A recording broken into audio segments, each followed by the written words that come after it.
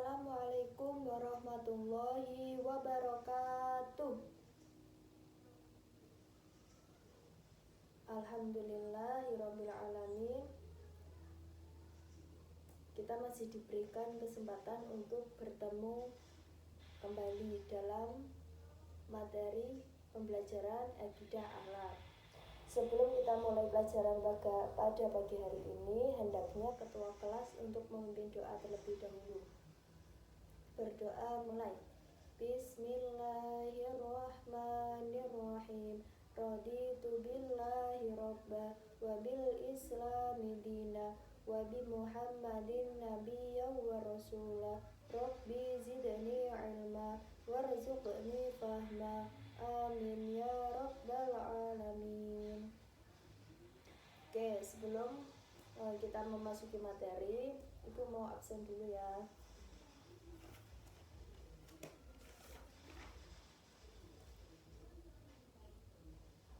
Ayatullah Al-Wajid hadir. Kemudian Dinda Anis Fitria hadir. Daniel Zaki Mulkan hadir. Desri Hartati hadir. Putri Maidesari hadir. Putri Nilamsari hadir. Wasilah hadir. Vika Hibatul Husna hadir. Kemudian yang selanjutnya Wawan Saputro hadir. Yang terakhir ada Zahra Mu'alimah. Alhamdulillah semuanya hadir ya. Nggak ada yang alfa dan nggak ada yang sakit. Oke, selanjutnya kita akan memasuki materi akidah akhlak kelas 7 sanawiyah. Akhlak tercela kepada Allah Subhanahu wa taala. Di sini Ibu akan menjelaskan akhlak tercela kepada Allah itu ada dua. Yang pertama ada riya dan nifaq. Tapi dalam pertemuan pertama ini kita akan membahas dulu yang pertama itu ada riya ya. Kita fokuskan ke riya. Untuk nifaqnya kita bahas ke minggu selanjutnya. Nah, setelah kita mempelajari akhlak tercela ini, kalian akan memahami apa itu akhlak tercela. Kemudian pengertian, penjelasan ayat, terus ada menghindari ada nilai-nilai negatifnya. Kemudian yang terakhir menghindari perbuatan riya dan nifaq dalam kehidupan sehari-hari. Nah, pengertian riya sendiri itu pamer atau memperlihatkan. Contohnya seseorang yang mempunyai harta yang lebih, mempunyai uang yang banyak, mempunyai rumah, harta yang mewah, terus ia pamerkan kepada orang-orang lain. Orang-orang lain seperti tetangganya, bahkan keluarganya sendiri. Nah, itu termasuk dalam perbuatan tercela kepada Allah Subhanahu wa taala yang berupa riya atau pamer. Kemudian bentuk-bentuk atau contoh perbuatan riya. Yang pertama ada riya agama dengan badan. Contohnya seperti apa? Contohnya yaitu seseorang yang memperlihatkan kekurusan atau lemahnya badan agar terlihat sebagai orang yang rajin dalam beribadah. Contohnya Mas Wawan Saputro. Mas Wawan Saputro itu dulunya gemuk. Nah, semenjak merantau kurus badannya. Orang-orang menilai bahwa Mas Wawan itu ahli beribadah, rajin puasa, seperti itu. Tapi aslinya Mas Wawan itu diet atau gak mau makan. Nah, seperti itu contoh kecilnya ya. Kemudian yang kedua ada riya dalam tingkah laku. Maksudnya atau contohnya itu orang yang nunduk saat jalan memperlihatkan bekas sujud di dahi. Nah, maksudnya dalam tingkah laku biasanya ada orang yang di jidatnya hitam ya. Di sini atau di lututnya. Nah itu kalau orang menilai itu dia adalah seseorang yang ahli beribadah atau rajin sujud kepada Allah.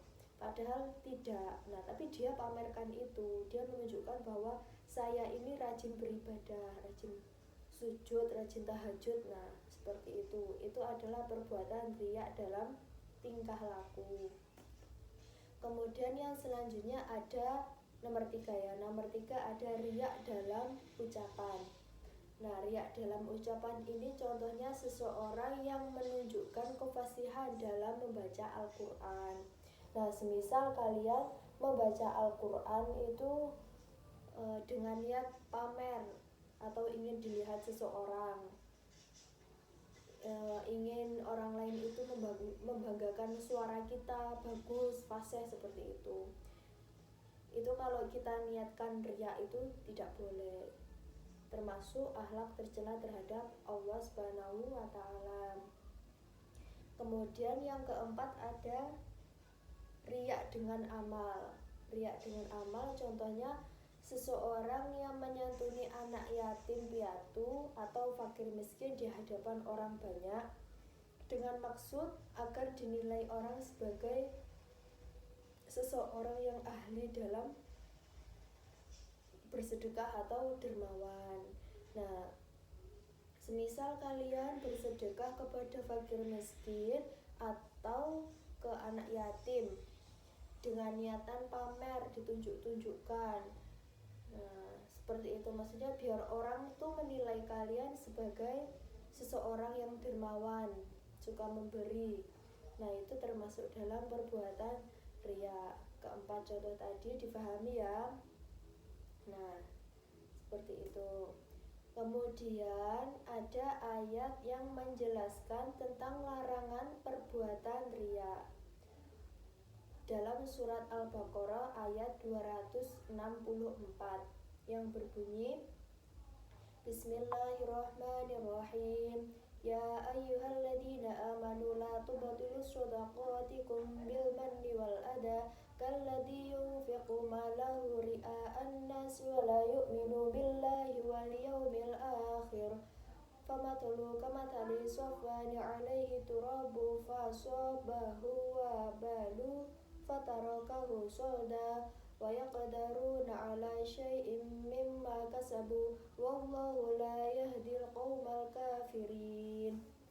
Yang artinya, wahai orang-orang yang beriman, janganlah kamu merusak sedekahmu dengan menyebut-nyebutnya dan menyakiti perasaan penerima, seperti orang yang menginfakkan hartanya karena riya atau pamer kepada manusia dan tidak beriman kepada Allah dan hari akhir.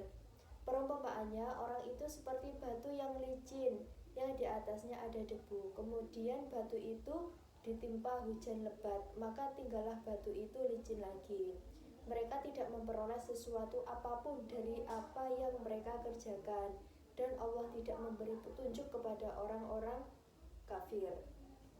Nah, maksudnya ketika kita ayat tersebut menjelaskan ketika kita melakukan kebaikan dengan riya, dengan cara pamer bukan karena mencari ridhonya Allah, itu seperti sia-sia atau tidak ada manfaatnya. Kemudian yang selanjutnya akibat buruk perbuatan riya. Yang pertama ada menghapus pahala baik. Nah, jadi ketika kita melakukan riya dengan mengharapkan ridha Allah itu ada manfaatnya. Yang pertama menghapus pahala baik, kemudian mendapatkan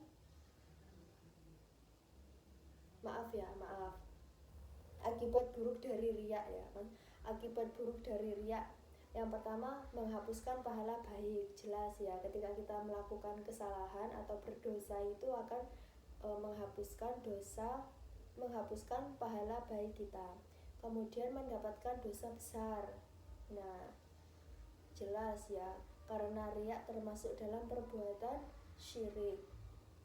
Kemudian yang selanjutnya tidak selamat dari kekafiran. karena riya sangat dekat hubungannya dengan sikap kafir. Jadi hati-hati ya kalau kita mau melakukan perbuatan sesuatu itu, kita harus benar-benar lakukan dengan hati atau dengan berhati-hati. Kemudian yang selanjutnya, perilaku menghindari riya ada 5. Yang pertama, melatih diri beramal secara ikhlas. Nah, jadi yang kita lakukan itu ikhlas. Kemudian yang selanjutnya, mengendalikan diri apabila dipuji orang lain. Nah, jadi ketika orang lain itu memuji kita, kita jangan sombong, kita jangan bangga diri. Ya, kita harus tahan karena akan membuat kita menjadi seseorang yang sombong. Kemudian yang selanjutnya, menahan diri agar tidak emosi ketika orang lain meremehkan kebaikan yang kita lakukan. Nah, maksudnya di sini kita yakin bahwa yang kita perbuat itu yang kita lakukan itu perbuatan baik. Ketika ada orang yang merendahkan kebaikan kita, ya kita yakin bahwa kita melakukan ini karena ingin mendapatkan ridho Allah Subhanahu wa taala. Kemudian yang keempat, tidak suka memuji berlebih-lebihan kebaikan orang lain karena dapat mendorong perilaku riya. Jadi kita juga tidak boleh berlebih-lebihan atau memuji orang lain ya, karena akan membuat seseorang itu juga akan riya. Jadi sama-sama bahwa memuji itu tidak boleh ya, tidak boleh terlalu memuji. Kemudian yang kelima, melatih diri untuk bersedekah secara bersembunyi-sembunyi. Ini yang baik ya, intinya ini yang paling baik ya. Kalau bisa itu kita bersedekah tidak banyak orang yang tahu, karena menghindari kita biar tidak riak gitu. Nanti kalau ada orang banyak kan takutnya orang memuji kita, nanti kita malah jadi sombong. Seperti itu.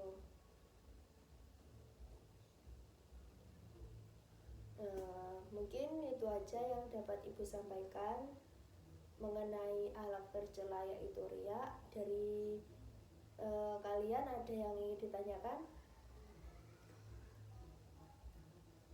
Oke, jika semuanya sudah paham, Ibu akan memberikan PR yang dikerjakan di rumah ya.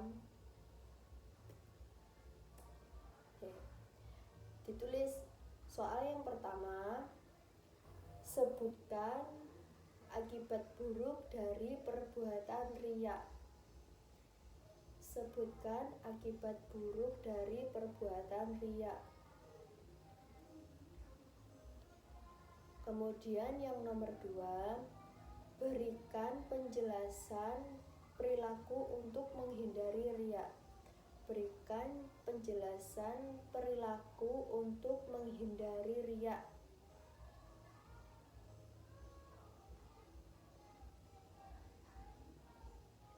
Sudah? Nah, itu PR-nya 2 aja, dikerjakan di rumah ya. Baiklah, sebelum Ibu tutup materi pada pagi hari ini, jadi kesimpulannya, untuk kesimpulan dari materi ini, ketika kita mempunyai harta yang berlimpah, kita tidak boleh pamer atau menyombongkan diri, karena dengan menyombongkan diri atau pamer akan mendapatkan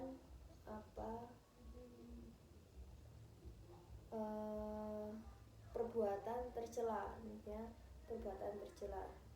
Nah, sudah, mungkin hari ini cukup sekian. Lain kali kita untuk minggu depan kita akan mempelajari nifak ya. Ada riya sama nifak. Jadi untuk nifaknya kita pelajari minggu depannya aja. Sudah. Ya udah, seperti itu Ibu akhiri. Wassalamualaikum warahmatullahi wabarakatuh. Doa terlebih dahulu. Bismillahirrahmanirrahim. Allahumma arinal haqqa haqqa warzuqna ittiba'ah wa arinal batila batila warzuqna ijtinabah. Amin